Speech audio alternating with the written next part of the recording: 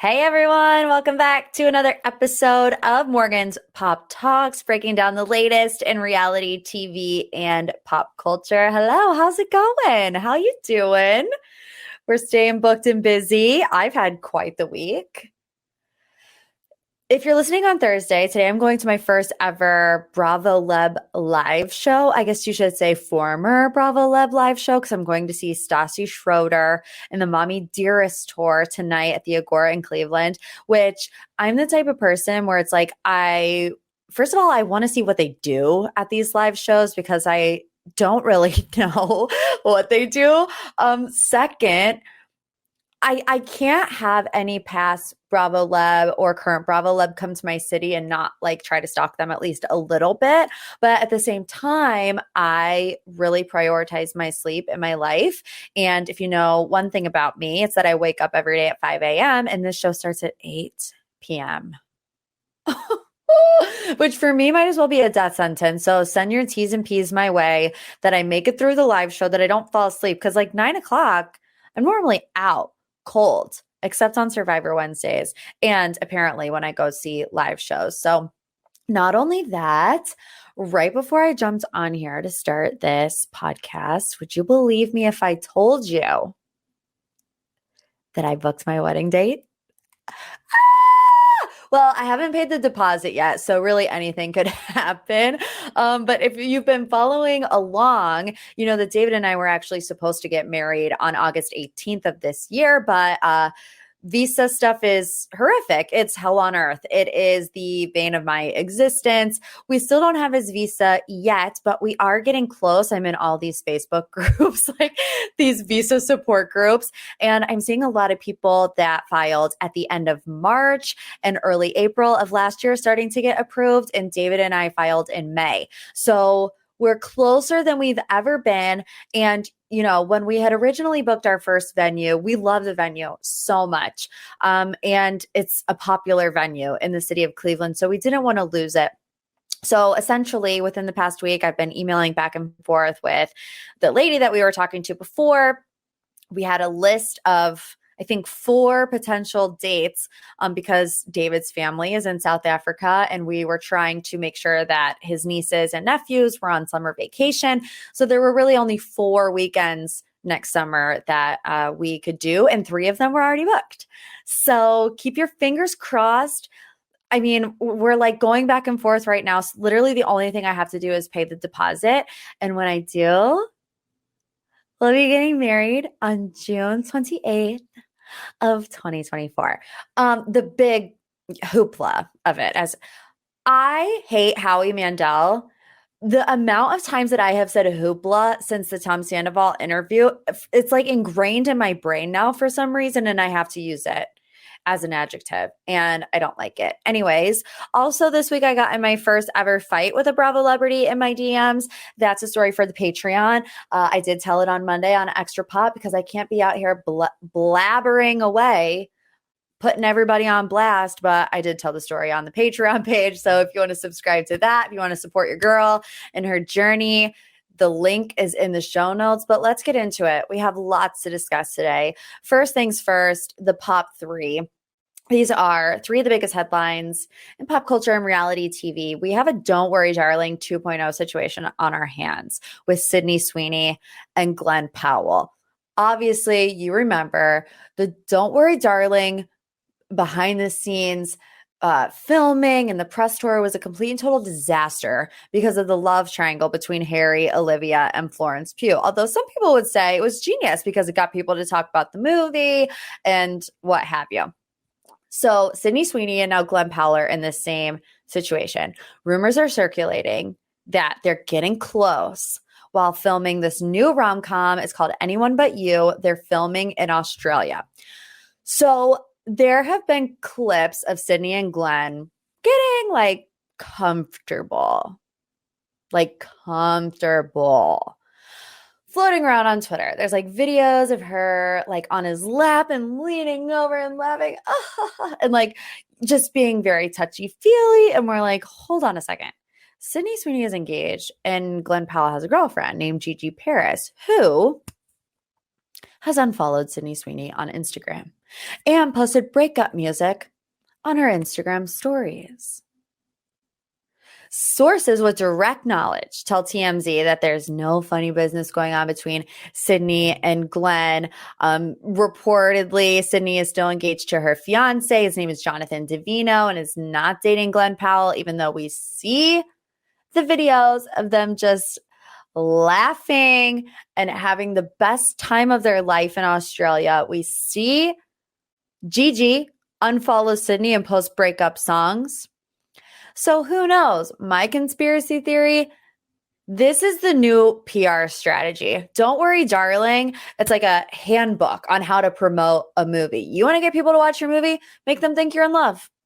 Lady Gaga and Bradley Cooper on A Star is Born, Harry, Olivia, Flo for Don't Worry, Darling. Never forget. Angelina and Brad for Mr. and Mrs. Smith. Obviously, they ended up together. But my conspiracy theory is that this is all just... I almost said hoopla. Screw you, Howie Mandel. I almost said hoopla. Let's move on to headline number 2. We're getting some teases from the Real Housewives of New Jersey reunion. I've heard the words unhinged. I've heard the words chaotic. I've heard that Andy Cohen almost left the building because it was so chaotic. So I got all this information according to Reality Blurb. They said the reunion was chaotic. There was a point that Jacqueline Larita gets brought up, and Teresa Giudice reveals that Jacqueline told her that Joe Gorga would speak to Joe Giudice's ex-partner, and he is part of the reason that Joe Giudice went to jail. Jacqueline had confirmed to Teresa when they reunited that Joe Gorga was speaking to Joe Giudice's business partner who was suing Teresa and Joe at the time. So also you get these interview clips from Andy, and he's saying, there's a lot of new pieces of the puzzle that get brought to light. That would definitely be one of them. The source also said Andy had asked Teresa if she believed what Jacqueline was saying. Teresa told Andy that she did because her brother hated Joe Giudice and that maybe he didn't mean to hurt Teresa, but he hated Joe, and that's why he did it. Joe, deny. And he says he always loved his former brother-in-law, Joe Giudice. They continued. Melissa Gorga and Teresa Giudice would not stop going at each other. Even when the segment was about other housewives, it always came back to Melissa and Teresa. Tensions were so high because Melissa Gorga and Teresa Giudice have not spoken or seen each other since the beginning of August. Andy didn't even ask any questions about the fight that broke out with Jennifer Aiden and Melissa and Joe Gorga at BravoCon. So this is what happened at BravoCon. Apparently they were in the lobby of a hotel. Words were being exchanged. A drink was thrown. It was a big deal in the streets of New York back in October. So the fact that they didn't even get to it says something. The insider says they are 100% done talking about Teresa and Melissa.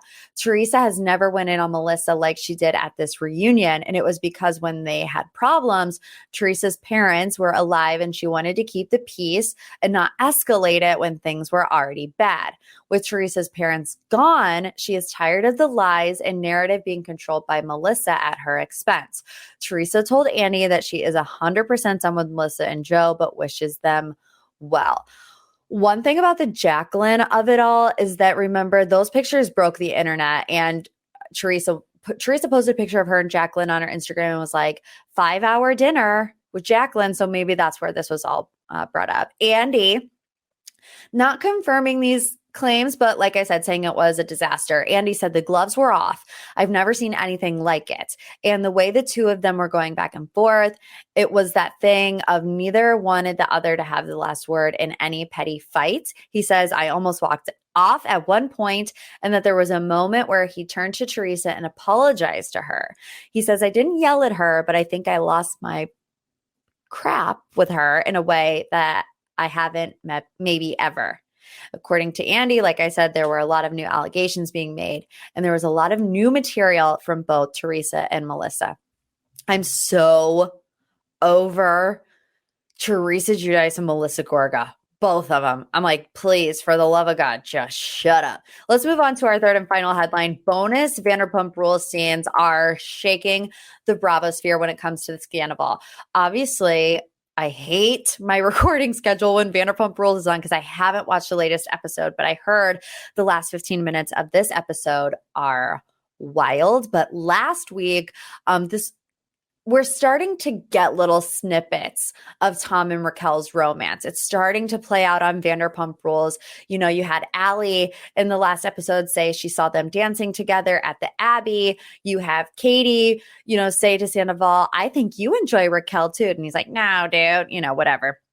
So there's the scene of the Toms being at Sir. Raquel was their waitress. She sits down in the middle of them. That conversation between Sandoval and Raquel about what Katie is calling her. And they're like, no, you're not that. And secretly it's like, not to be rude, but if the shoe fits, Lisa kind of like clocked Sandoval too. She gives those death stare dagger eyes where Lisa knows all. Like, I wouldn't be surprised if Lisa was like a descendant from the heavens, you know, because she just seems like she knows everything.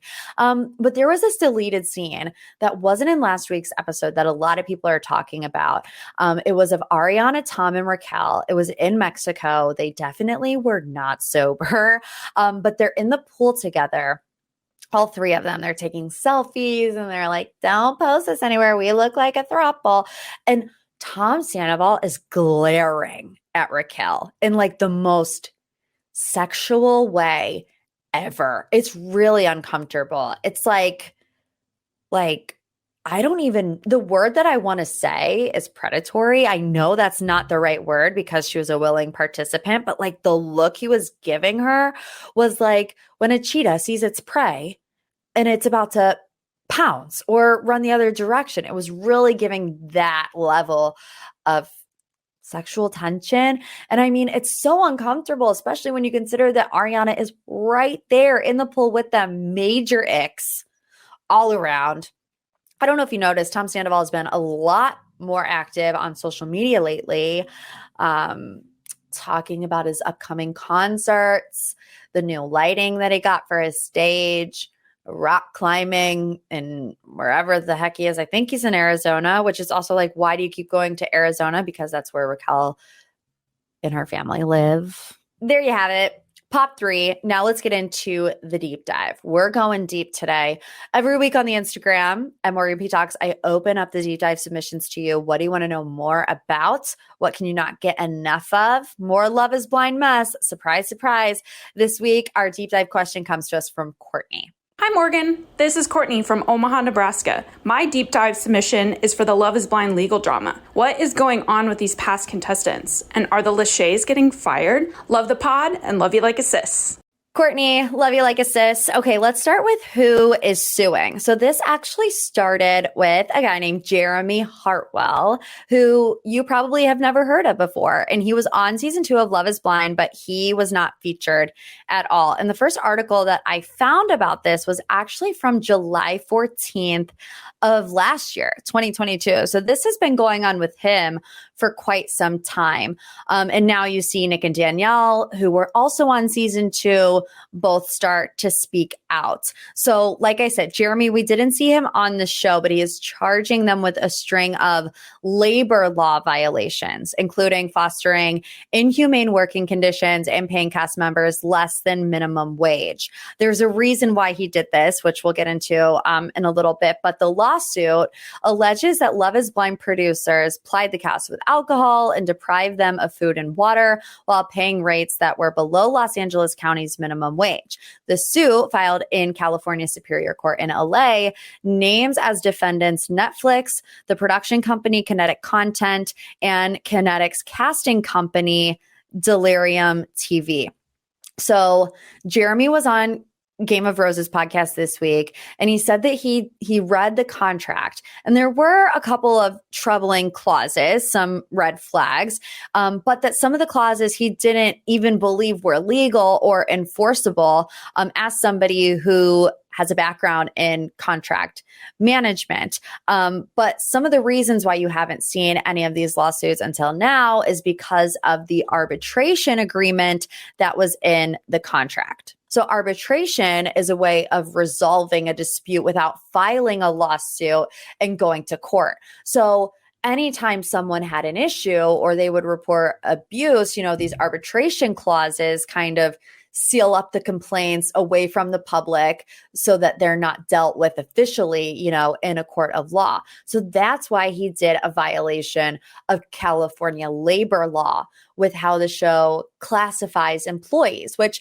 reality stars, believe it or not, fill out W-2s. So because they were violating a state law in California, arbitration didn't apply in this scenario. You got it? So it was pretty much just that's how he got the door open, and now the floodgates are about to come through. So he was talking on the Game of Rose podcast about what he called liquidated damages of $50,000. And Danielle Rule mentioned this a lot in her Instagram videos, which we'll get to in a second. So basically, they had this $50,000 dangling over their heads, and what it was is a recovery of one party for the other party not performing the duties they had agreed to. So either going to the altar or leaving the show before producers give you the green light to leave. And for any reason, to leave for any reason, whether it's you don't want to be there anymore, your mental health, whatever. There are some levels of justifications to that, right? Like you can't just have a contestant leave because they don't want to be there anymore. Like there has to be some merit to the reasons why they want to leave. In Danielle's case, it was a mental health emergency, according to her. I don't want to get ahead of myself, but, Hartwell said, first day they put you in a room, they lock you there, they quarantine you for 24 hours and said, if you come outside of this hotel room, $50,000 fine. So a little bit of intimidation tactics there. It's not out of the ordinary. We've heard this with bachelor contestants, bachelorette contestants. You do have to quarantine. It's kind of just the intimidation factor of it that makes it a little icky. But he also claims he spent several days recovering from the effects of sleep deprivation, lack of access to food and water, and copious amounts of alcohol that he was provided. This is a quote from Jeremy. He says, the combination of sleep deprivation, isolation, lack of food, and an excess of alcohol, all either required, enabled, or encouraged by defendants, contributed to the inhumane working conditions and altered mental state for the cast. At times, defendants left members of the cast alone for hours at a time with no access to a phone, food, or any type of contact with the outside world until they were required to return to working on the production. So that's the gist of what Jeremy was saying. And Danielle also posted some stuff to her Instagram this week about what she went through. So she was sharing her experiences, and she first details the psych evaluation.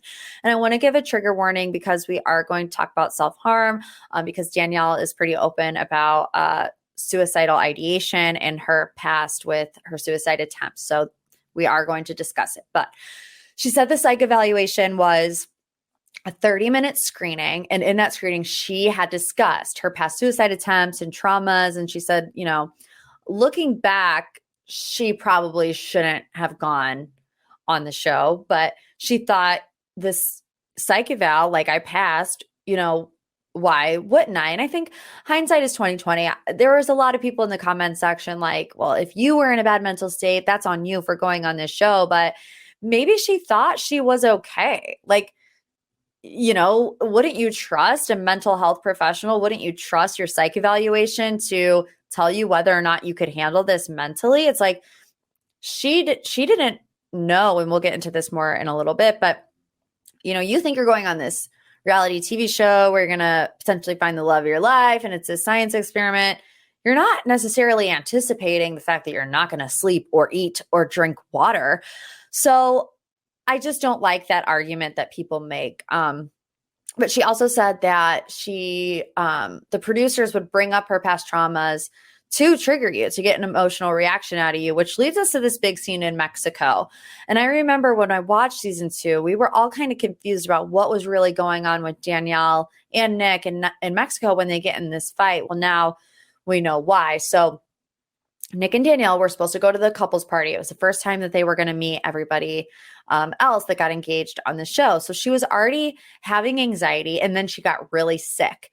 And they told her, well, there's a potential that you could have COVID. according to Nick, despite having 2 negative COVID tests. So they were like, Danielle, because you're sick, you have to stay in the room alone. Nick, you have to go to this couples party. And he was like, I don't want to go without Danielle. I don't want to leave her here. Her anxiety is really starting to, get the best of her. She's sick. And essentially production really pushed him to go. And he said, okay, I'll go if a producer stays outside the door so that if anything bad happens to Danielle, because at this point too, Danielle had told Nick about her past suicide attempts and her trauma. So he was really concerned about her and her well-being and her mental state. So there was one particular producer that they both really liked, that they felt had their back, that they felt had a good moral compass in the situation. And he says, can this producer stay outside her door? And I think the way that I interpreted the interview, they agreed to that. Nick came back. The producer was not there. And that same producer ended up quitting the show because of what was going on, according to Nick. So Nick comes back in the room. She didn't want to film, but Nick was mic'd. She was not. When Nick realized what was going on and that it was a little bit of a setup by production, he got angry. He took off the mic. He threw it at producers. And they were like, we're leaving. We're out. She can't handle this mentally. She's not well. And he said the first thing they did, and she said on her Instagram, they get all of the producers in the room to try to convince them to stay. And my thing is, if somebody tells you point blank that they're having suicidal ideation, and the immediate reaction from the producers is not to get them in contact with a mental health specialist, that's a red flag, in my opinion. Producers are not therapists. They're not mental health specialists. So that to me also is just a little bizarre. She and Nick said that they didn't have access to food and water, kind of backing up what Jeremy said here. The way they described it was in Mexico, you had to order room service through the TV. They did it the first day, and then the second day they unplugged the TV. So there was no way for them to order food and water. So then you have Amber Pike, who was on season 1, who married Matt Barnett. Yes, his first name is Matt, people. Can I tell you how many people are ripping me a new one? They're like, his name is Barnett, with you and your fake news and your misinformation. No, his last name is Barnett. His first name is Matt. Anyways, Amber this week too was in her comment section saying that her and Matt are together in spite of the show and not because of it. They don't watch the show. Somebody asked, would you go to a reunion if you were invited? She says, I told them to stay away from us. So there are multiple people having really bad experiences with this. And there's 2 sides to this argument, right? Obviously, everyone deserves to have proper food and water and sleep, regardless of if you're on a Netflix reality television show. Other people are like, well, you signed up for this. Did they? Did they sign up for sleep deprivation, no access or not adequate access to food and water when they needed it? No, they signed up for a reality dating show to potentially find the love of their life, maybe get a couple Instagram followers. I mean, who knows? Everybody that goes on these shows knows they have the possibility to walk out of this thing being an influencer. But would they have signed up for the show if they would have known the mental torment that they were about to go through? And this is par for the course in reality TV land. I mean, you shoot through all hours of the night. There's always alcohol involved. It's like nobody's pouring it down your throat. But if it's there, 9 times out of 10, a lot of people are going to drink it. Think back to limo entrance night of The Bachelor and how you see when these girls are leaving after the rose ceremony, the sun has already come up. And it's really textbook reality TV that they do all these manipulations to get you to lose your mind. Why? Because it makes for good TV. I'm not saying that it's right, but I'm saying people do it.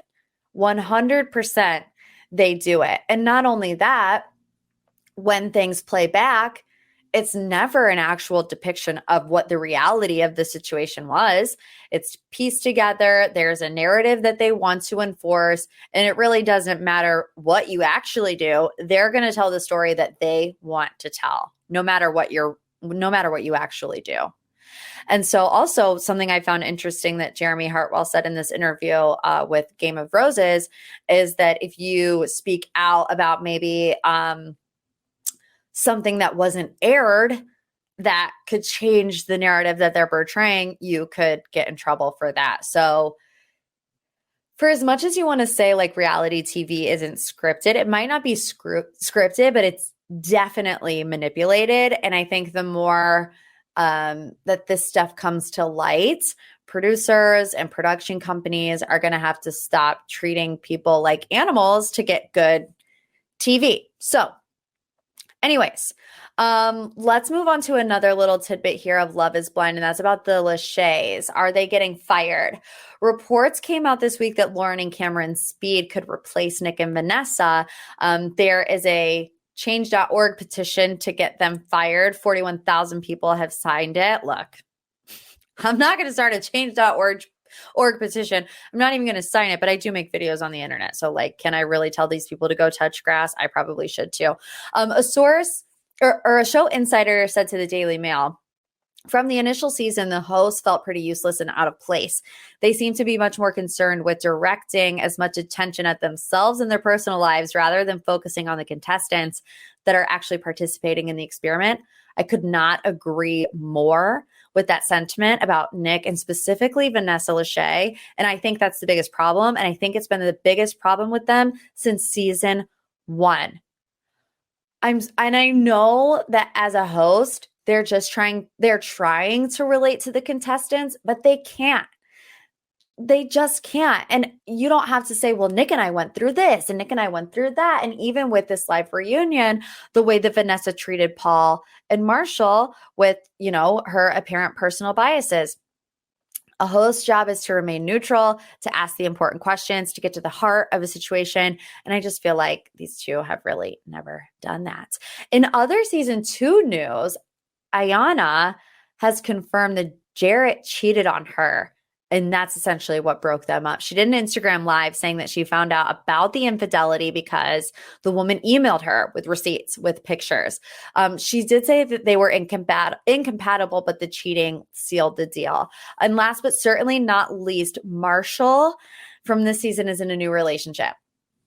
I believe the woman is named Shay, who we were first introduced to through an apology Instagram stories from Marshall. He was apologizing over some resurfaced tweets from when he was a teenager. And in the last slide, he says, and lastly, I want to apologize to Shay. You've been sidelined by me too many times, never again with a heart, something along those lines. And that kind of had people being like, are they dating? Like, what does that mean? But now there's been some leaked footage from season 4 filming after the altar, and they were spotted together. So there you have it.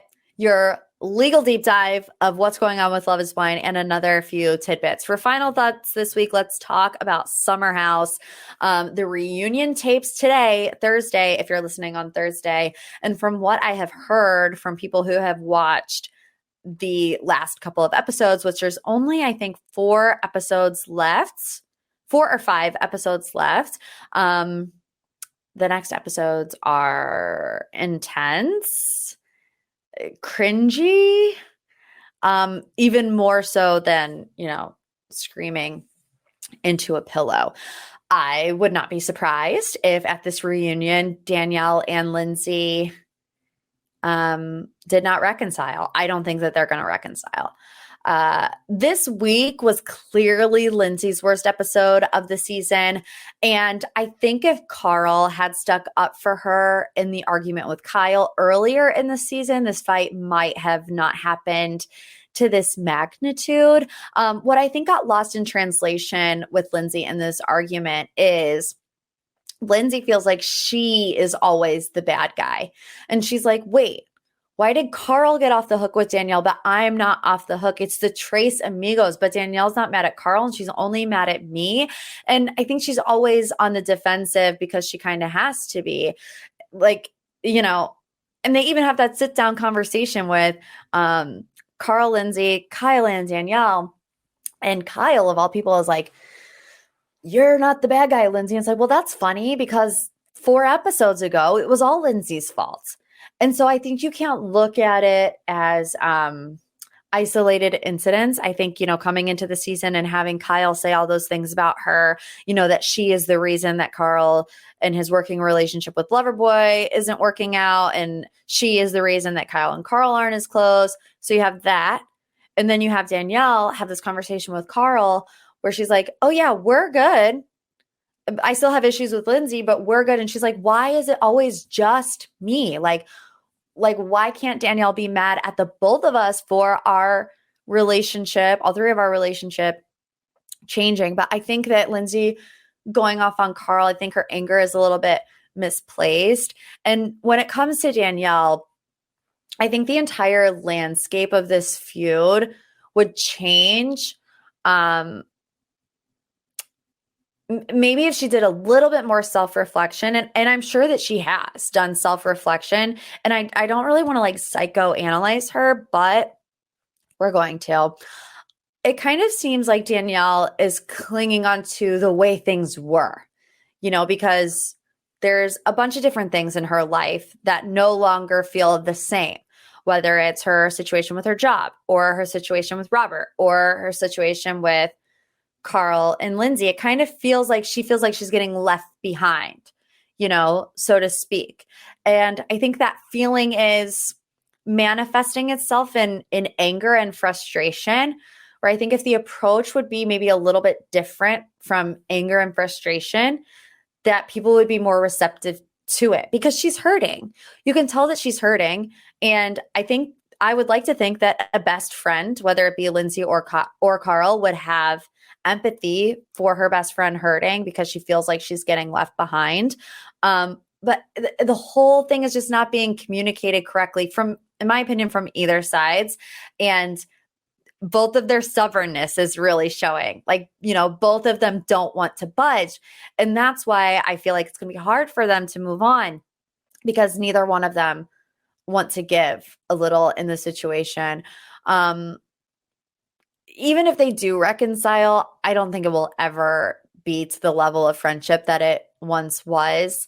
When it comes to the rest of the house, celebrating that Carl and Lindsay are having an argument, I actually question the authenticity of what is presented in that scene because, like I said, producers want to write a story. They have a narrative that they want to, keep up. So are they really sitting there celebrating the fact that they're having a fight, or is that a scene that's taken out of context and dubbed over? Who really knows? But if they are rejoicing in this fight between the two, like how hypocritical, especially from Kyle and Amanda, who you saw, Kyle 1 season ago crying to these girls because they were expressing concern to Amanda about getting married and how bad it hurt Kyle to have people around him questioning him and questioning their relationship. And if this scene is to be believed as it's portrayed,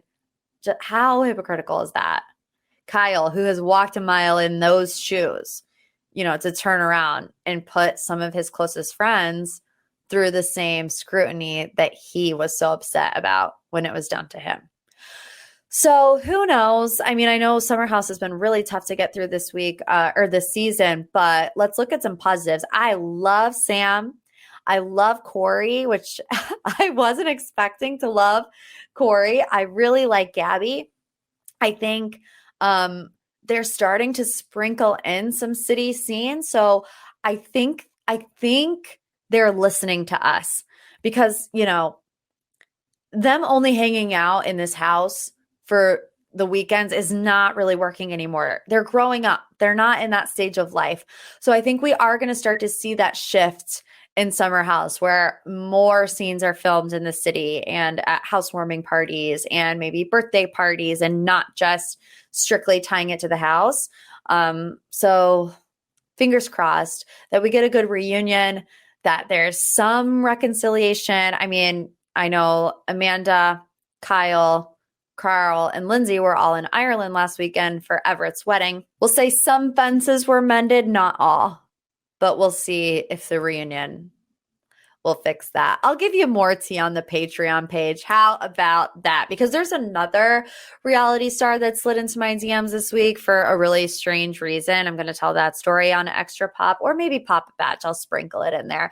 So make sure you're subscribed to the Patreon page. Pop a Batch every Friday, Extra Pop every Monday. Leave a review. Oh, by the way, forgot to tell you, Sam Fair herself joining MPT next week from Summer House. So keep it on the docket. Make sure you're subscribed so you don't miss that episode.